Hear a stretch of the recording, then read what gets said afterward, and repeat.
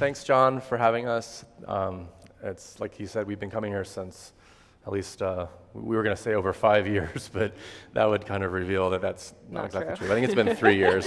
But no, it's an amazing event. We're so happy to be doing this on this side. So thank you, John. Yeah, and thank you, Josh and Nine Dots, and thank all of you guys for coming. So our topic is work, and so first thing I wanted to know is how many people here work? All right, so how many of you consider your work to be creative? Well, that's kind of negates my third question, which was how many of you wished your work was creative?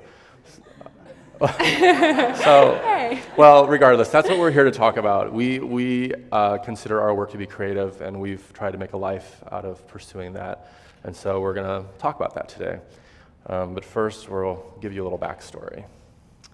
So, I'm Roxanne, and I grew up in New York, just outside of the city. My parents are serious hippies, like serious hippies. They sent me to a Waldorf school where we did, we had no television, no pop culture whatsoever, and but a lot of creative things. So a lot of art. My mom and my grandma are both artists, and so, and I ended up going to design school and to the Corcoran College of Art and Design in DC, and found that graphic design was my thing. And yeah. And I'm Clark Stiles. Moved around a lot, mainly from Oregon, descendants of hunters. But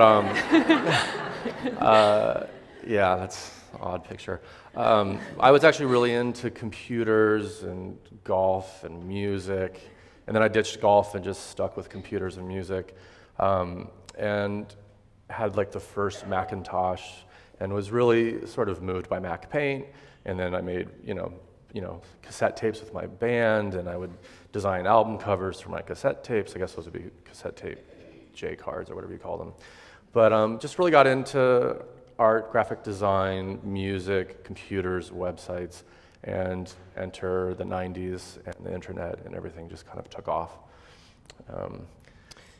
So we both ended up in Los Angeles, and we met at a party, and we realized that we were both Libras, and we were both sort of doing the same thing, making these Flash websites, but trying to do it. And we decided to just work on a project together, or a couple projects together, and yeah. Yeah, and we had a real complementary sort of set of strengths and weaknesses. I think the Libra scale kind of typifies that, but we definitely kind of crossed over in a really complementary way. Yeah, my strengths are design and illustration. And honesty. No, thanks, Kirk. No, but and yeah. So. My strengths are, I don't know. Killing ducks. I don't know. Oh, thanks. No, no. My strengths are probably like creative thinking, problem solving. I really love like getting into things and figuring things out, and computer programming. But eventually, we ended up getting a real job together.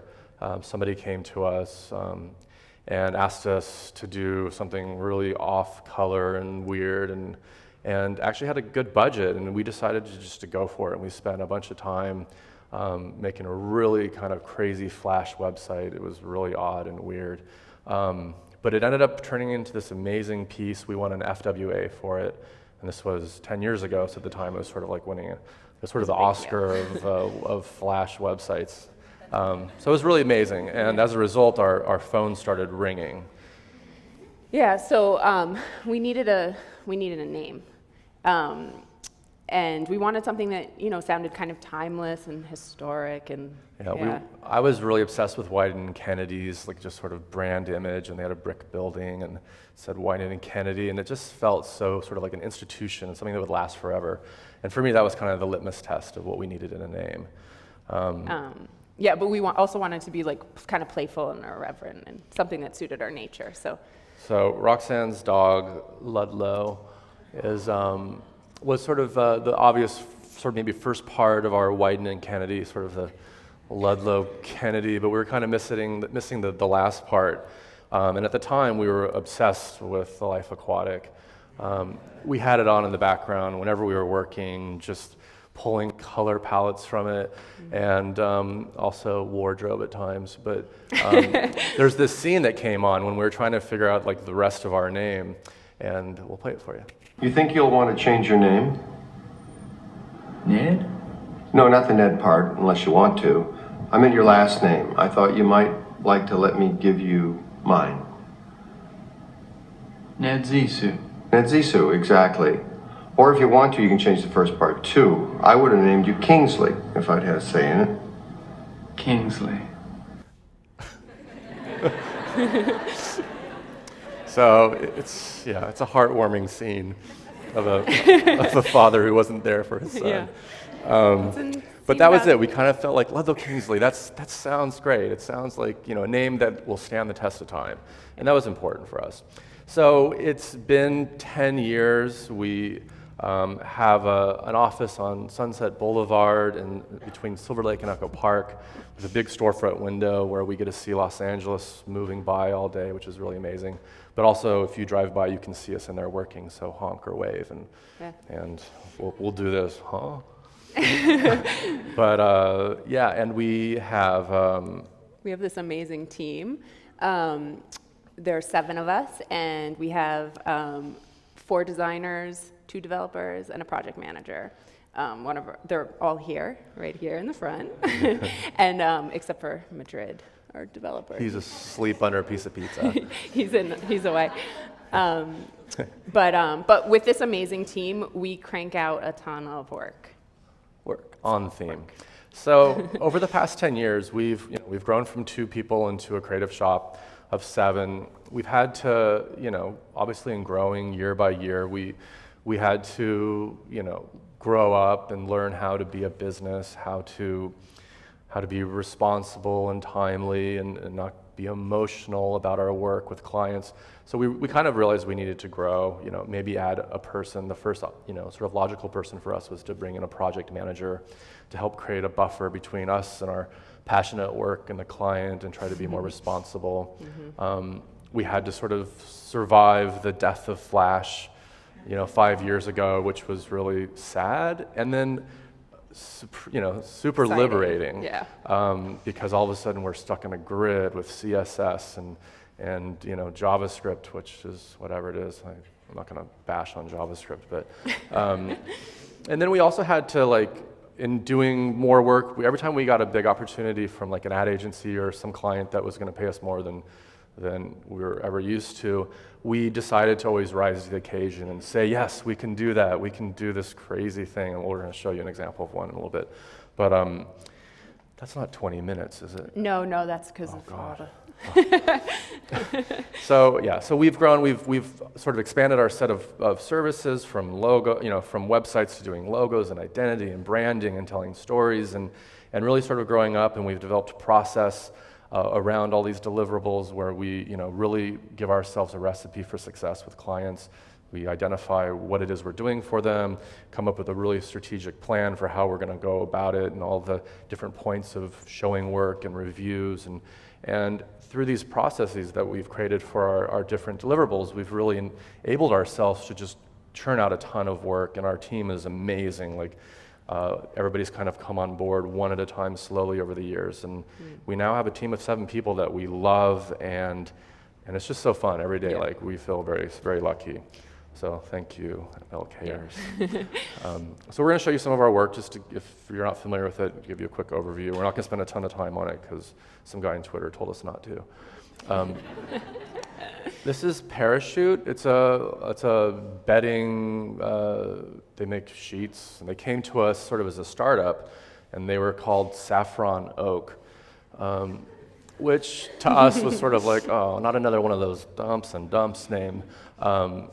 we wanted to kind of give them something fun, and had this vision of taking a sheet and going like this and the parachute effect, and we pitched it to them, and within like 10 seconds she was like, I got the domain. And it was kind of done. We designed the logo and did all of their sort of identity design and website, and it's turned into a really big successful brand, so we're really happy to have had this sort of project under our belt. This is something we just did for Good Corp for their client Nestle. It's like a little water conservation kit that they gave out to 6,000 of their employees. But it was, we got to design the entire package and come up with an aesthetic and yeah. This is an app we've developed. We conceived the idea through a lot of brainstorming. It's a recommendations app, kind of like Instagram, but it's only about, hey, you should go eat at Dinette. It's amazing. And it's for books, music, places to visit, restaurants. And we designed it and developed it. It's in the App Store, it's in the Play Store, yet we have not launched it or introduced it because we are too busy, and my wife's going to kill me because it was her idea. But check it out. It's an app, and if anybody here knows how to roll out an app into when you're way too busy the public, come see us because we'd love a partner on this. Or just get it and get your friends to get it. It's really fun. This is an example of work that we're not allowed to show you because we signed an NDA. Boo. Boo. Moon Juice, we did their website. We like to do a lot of local businesses, especially our favorite ones. They have amazing juice. Same with Individual Medley. Amazing shop in Atwater. Go spend money there. Yeah, they're amazing. they're great. Oh, this is a project we did with 9 Dots. So as you know, they do STEM programs here, teaching kids important skills, and they also have in-school curriculums. And this is a sort of an in-school program they do with the teachers where they teach coding to young elementary students. And we just did the sort of the art direction and illustrations of all the elements and characters, and it's just fun. It was a really great project. And then last but not least, we did one of our favorite projects is the Grand Central Market downtown. I hope all of you have been, because it's amazing. Incredible. It makes Los Angeles feel like it's coming alive. It's just so exciting down there. Great vendors. We did the new logo, and we did the website, and we're in the middle of rolling out all of the signage and wayfinding, the parking garages and colors, and we came up with sort of this neon wallpaper theme that's being used to sort of identify things in the market, and it's really fun. So great project. Mm-hmm. Very happy. And then, yeah. So yeah, this kind of leads us to what I was talking about getting jobs that just sort of, you think it's going to be great. It's definitely going to pay the bills. Client's cool. The product's fine. It's cool. But the idea is maybe not so great. Hey, let's get a website where you can upload your face, and then you can style the hair, and it'll look amazing. Yeah, and we put so much work into this. I mean, this was, obviously it was a Flash website, but just getting the photo to upload and position and size, but then you realize, oh God, there's like all different colors of skin and hair. So they made us add like skin tone sliders and hair sliders. But at the end of the day, the hairdos all just looked ridiculous. And what's the point? I mean, it's nobody cares. And then you're supposed to email it to a friend, and it was kind of cool because it was so funny, but the client didn't want it to be funny. They tanked it. It was just a big sort of letdown. And, kind of, it's one of those bum projects that you get, and you get plenty of them. And we have sort of a motto whenever these things happen is we're doing the best we can. And time. Yeah, and I think it's an important part of doing work and being in business is going for it, taking the jobs, being optimistic, and then just getting kicked in the face. Yeah, we've been every now and again you get fired. We've been fired by like a magician in Vegas, or like once we did a logo for a landscape architect and they thought it looked like a cheese shop and fired us. Yeah. So it happens every now and again, but you're doing the best you can. So yeah, we built a crazy website, and at the last minute, the client told us, oh, it needs to work on this device. And we're like, what's that device? And the whole thing rolled out and nothing worked. It was buggy. So we changed our motto to Ludlow Kingsley, hope it works. Just hand it over. And then I'm sort of famous in our studio for focusing so much on the design or illustration that I just I will misspell everything, like words that just are so obvious, just because in that case, nobody reads anyway. Yeah, try selling that to a client. It's not good. But yeah, so back to work. When you have these rough experiences, hopefully you can sort of acquire a little bit of an identification system of oh, that's that situation. Let's look out, there's a red flag there. And so we've kind of created this litmus test because we get a lot of phone calls for new business. And they'll call us. We'll get sometimes 4 or 5 phone calls a day, and you got to be polite. You need to, don't read this too closely. It's kind of a joke. It's sitting on our wall, but I made this the other day because it's like never-ending phone calls with people telling you. You don't want to interrupt them. You want to be polite, but at a certain point, you're kind of you think something might be good, and but the phone calls go on forever. So I'll put it on speakerphone so I can multitask. But then I realize, oh God, everybody in the office can hear this call, and people in the office start perking up they want what? And I remember Roxanne ran over to me and she was like, shady shit, no, don't do this. It works. This litmus test is amazing. Yeah. But anyway, all get a copy. On a more serious note, this is sort of the 3 major pieces of criteria for us in taking a new job. Is it, 1, creatively fulfilling? 2, does it pay the bills? Or 3, is it good for our portfolio? And we sort of need a balance of these going at all times. So, and then there's sort of a whole nother level of work that we've stumbled across, I guess. Work that just kind of comes out of the ether and presents itself maybe in not a traditional work way, where you feel oh my gosh, this could be a really important or special opportunity. And we've been fortunate enough to have a few of those, but we wanted to share one with you. I came into work one morning, had coffee, checked my email, and saw this video. And this sort of particular section of the video really sort of moved me. I'll play it for you. Where am I going with design? That's a hard question, because none of us has really the ability to understand our path until it's over.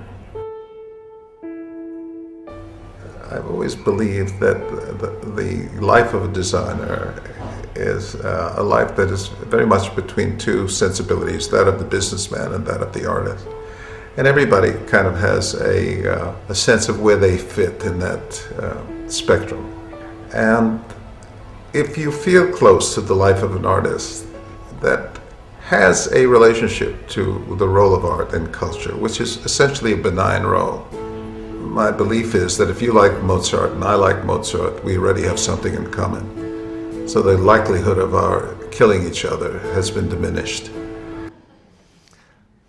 I loved that. Personally, I just sat there and drank my coffee and had goosebumps and was like, who's this man? I wanted to know more. Obviously, I knew he was, but I wanted to know more. I started read the story of Milton Glaser, who designed the I Heart New York logo, the most recognizable logo probably ever created. He was asked to do something, sort of a small pro bono job for the city of New York. Had no thoughts what it would be at all. In the cab ride to the meeting, he just sort of sketched it out, showed it to a person he was with, and was like, this is kind of what I'm thinking. And it turned into, as what you know today. And there's, interviews with him ever since talking about this, but, his sort of philosophy is not about the disappointment of not owning a piece of this billion-dollar, trademark, but just the opportunity to be involved with something special and what a gift that he's had. And that was sort of, for him, his gift back to New York City. And it was just so moving. I wanted to just write him and say thank you because I just felt so inspired. And so Roxanne and I sent him an email. Well, you had gone to his website and it was... Oh, I went to his website and it was really so bad. It was kind of Dreamweaver, 1997. And I was like, oh my gosh, we definitely need to help him with his website. But, I can't say that. Let's stick to thanking him. I sent him an email, and we kind of just said thank you. And if you ever need help with your website, we're happy to sort of pay back pay back the goodwill and make your website, pro bono. But anyway, just thank you for inspiring us. And he wrote right back and said, let's do it. Let's make a website. and we met him, had grilled cheese and tomato soup, and he's the kindest man on the planet. And like everything I felt from the video, I just felt talking to him. And it was such an amazing opportunity. So we did the website, and it was fun. And Roxanne, It was totally bizarre to be designing for somebody that I had learned about in the history of graphic design, because how do you design, and also to be designing their designs for them. It's very strange, but we took amazing. deep breaths and got through it, and he and was very kind, and it turned out great. And that for us was it. It was like, oh my gosh, we did it. And then what happened is our web traffic went through the roof. People are like, who designed Milton Glazer's website? That's crazy.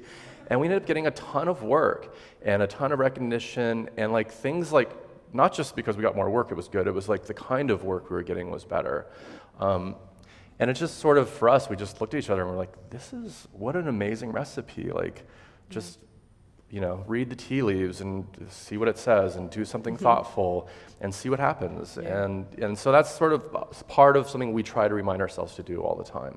And so I think we're gonna move into some of the things we've learned to share with you in running our business. So take on jobs that are bigger than you. Yeah, I think we kind of talked about that. Just, don't be afraid to say, I can do it. And Figure it out. maybe you're bluffing, but if you're determined and you are a completer, you'll do the best you can, and you can get something done and learn from getting paid, probably, which is a great scenario. Yeah. Finding good partners like Clark, our employees or our amazing clients that come our way. Yeah, I think, people are a very important part. Yeah. And then good work lasts forever. So just thinking about, you do good work, it's kind of out there, so go as far as you can with it. And especially now that everything is digital and preserved for longer than we'd all like. Yeah. It's one of those things, a lot of times when you're working on stuff, you get to a point where you hit a wall and you're like, well, it's as good as far as I can take it. But sometimes you push through that and you find a whole new area that you can enter and refine and iterate and make something even more, I don't want to say more better, that's wrong. Just a better piece of work. And so that's something that we always try to do, is push ourselves through. Yeah. So in closing, that's kind of our talk. Our philosophy is do good work, and it leads to more good work. That's sort of how we've built our business. So thanks for listening. yeah, thanks.